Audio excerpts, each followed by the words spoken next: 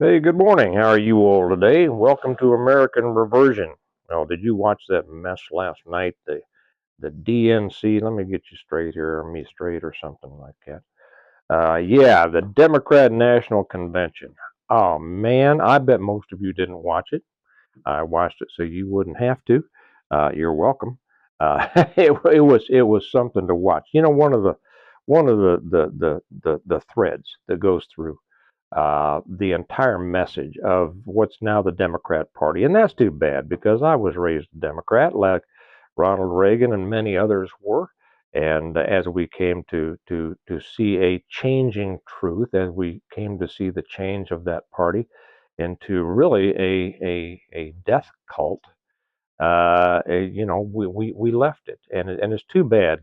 John Kennedy was the JFK was the last real Democrat of the old tradition, and what we have now are just a bunch of people who are well, they're communists, obviously, and the communists are a death cult. Did you see that?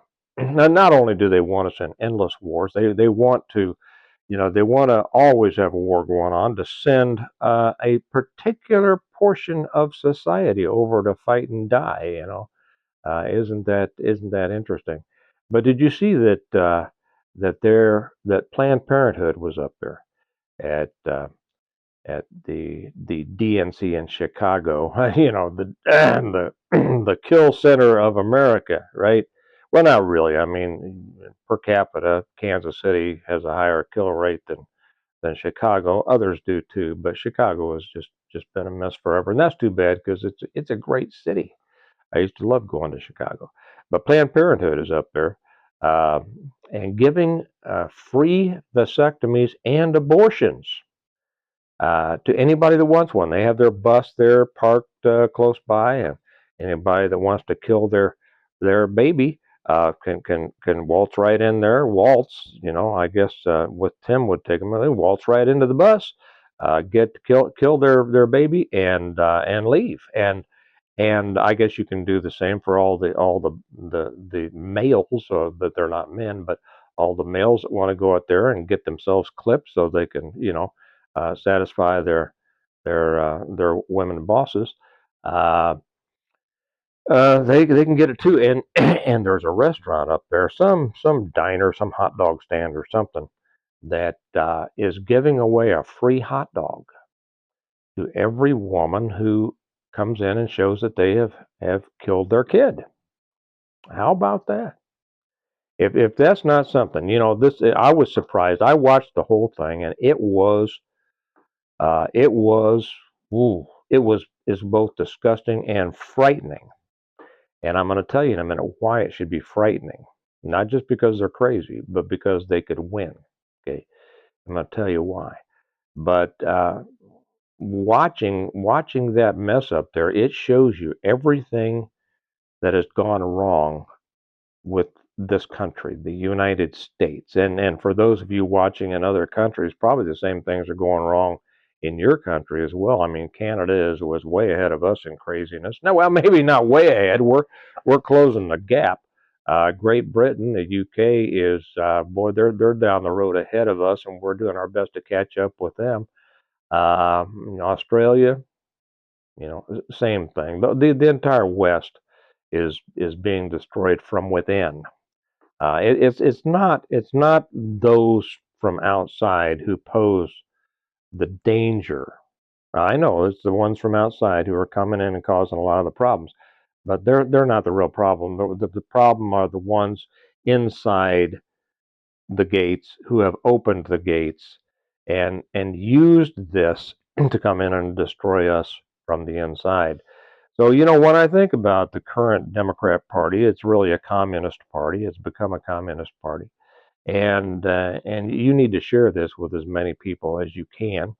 Uh, it makes me understand that without a real uh, a, a pushback that is effective enough, this country is just about over. To be honest, the way it is now, whether that's going to happen or not depends on this next election. And what's going to happen with this next election? It's too soon to tell, and I want to warn you against being too satisfied with watching Fox News and seeing that there are certain, that Trump's doing great and all this kind of stuff. We know what can happen when we think we're going to win, and all of a sudden at 2 o'clock in the morning things change. But there's a bigger danger than that, and I'll get to in a second. If you watch the speeches, I've waited up. Now I like to get up early in the morning, which means I go to bed early at night. I usually try to get to bed about 10 o'clock, but I wanted to stay up and watch Biden talk. Boy, he had a hit yesterday, right? It looks like well, it looks like, okay, that's the operative, that's the key phrase there.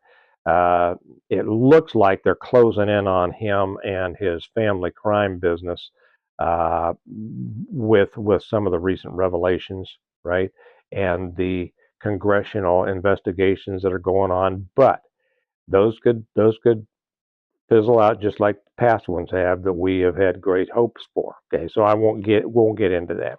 But I waited up to watch the moron talk, and boy, they had him juiced. The first off, they let him on real late. He was supposed to be on at 10 o'clock Central, and he finally got on. I don't know. It was quite a bit later than that, and I'm thinking, why he's going to be this guy is going to be out of it. This is great. They have showed him the disrespect of not getting him on in time, um, and and by the time he comes on, he's going to just he's going to be worse than he was during the debate with Trump, and that's going to be great. Well, no, apparently they were using that time to get him juiced up because he came out fighting. Man, he came out. Uh, I tell you what, there are probably some. His speech was so forceful, hateful, and it's full of hate and lies. But you see, you have to understand that it's forceful, and that is going to appeal to all the people who don't know any better. You and I know that what he's saying is lies, but most of the country doesn't, and they respond to oratory. It's been shown that in the past that the great leaders were all great orators, and now that's until recently, until the last couple of decades when really the media was able to control so much more about what was hidden, what was let out, and all that. But great public speaking has always been the power of the great leaders. Well, he came out and he was forceful and he was hateful and he took it to him. And I'll tell you, there are probably people who watched that speech and said, "Wow!" Compared to what we replaced him in, Camel, he's he was great. He was great. Well, of course, he was an idiot, but that's true. I couldn't take any more. I went to bed halfway through his speech just because it was such a bunch of lies and so hateful. Uh, it became embarrassing to watch. It really did. Uh, you know, Harris is just funny to watch. I get a big kick out of watching her to scream. Listen to her try to talk and to sound intelligent, but his was an embarrassment to watch. Now the danger is when we go to the speeches that led up to it. There were several people that spoke. AOC, right? And I was looking forward to watching AOC speak because I was thinking, okay, here we know how stupid she is, right? She couldn't start a fire with a match and a Bic lighter, but and I wanted to watch it, and how she ever got elected. Well, I saw last night why she got elected, and then there was Hillary, and then there was Jill, Dr. Jill. The doctor Jill that's such a great doctor that Whoopi thinks she should have been Surgeon General. Uh, they all came out. They gave speeches, and I'll tell you something. They all gave great speeches. Great speeches. I didn't realize because I've never paid attention to her, and probably most of you haven't either. But here's the danger. AOC, what is her name? What does AOC stand for? Something Ocasio Cortez. A is Alexandra. Is it Alexandria? Alexandra Ocasio Cortez? Something like that. She could be president someday. I would not doubt that she will run for president someday. And I'm telling you right now, she could win. She is a powerful speaker. She is an unbelievable speaker. Now, before everybody out there gets mad at me for saying that, I'm not saying that she's good and I'm not saying that she's right. I'm saying that she is an unbelievable speaker and that makes her dangerous. Don't discount this stuff just because you don't agree with these people. You have to know your enemy. Okay? And she is, I couldn't believe it because I've never really watched her before. I've watched her on a few things. I watched her dancing around up there on the stage, trying to get everybody, wound up for that. What was the guy? One of the squad members who lost, the guy that pulled the fire alarm. And I thought, wow, what a nitwit. But last night, I mean, you see, they don't have to be telling the truth. They have to be effectively, manipulatively uh, effective in getting people on their ship, and she was. They say the same things, you know. The Democrats say the same things, and actually, their message is diametrically opposed to what they really do. They're for the working people. They're for this. They're for this. They're for that. And people who don't know any better will believe that. She was an amazing speaker. The next that came out was Hillary Clinton, and I tell you what, as disgusting as we all know she is, she also gave a great speech, a speech that gets people gets people believing her and on her side. These are the dangers. Even Joe Biden gave a great speech, and Joe Biden gave for the believers out there, and for the ones here again. We have to say this for the ones who decide the elections, those people who are uninformed. Okay? We live in a country, we have to, you just have to admit this. We live in a country that is governed by the uninformed. I mean, well, not governed, but the government is decided by the uninformed to too large a degree. And for those people, all four of those speeches were maximally effective. They were great speeches. Now, I'm sure that I've upset enough of you that's saying, how can you say these are great speeches where they're all a bunch of lies? Well, it doesn't take the truth to be a great speech. And here's the problem, but here's what we have to realize. On our side, if you look at our side, well, the reason they were great speeches, let me add this, is because they appeal to emotion. Okay, we've said this before. The communists, they appeal to emotions. They wrap lies in emotions to make them look good, a little utopia, and that appeals to non-thinking people, right? But there are more non-thinking people in this country than there are thinking people. Our side appeals to the thinking people. We present fact. Our representatives, the smart people on our side, uh, present facts.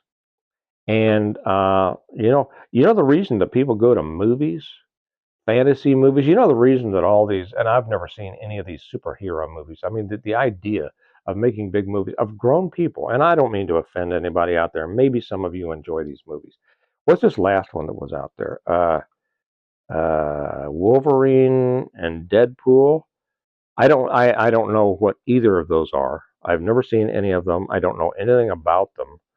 But man, I mean, and people are just flocking to see this. Okay, these things aren't real, but for some reason they appeal to the emotional center of a large enough audience that they are successful. It's the same with the politics here, and so while the other side is appealing to the emotion and the fantasy and the this and the that, our side simply comes out and tells the truth and presents facts.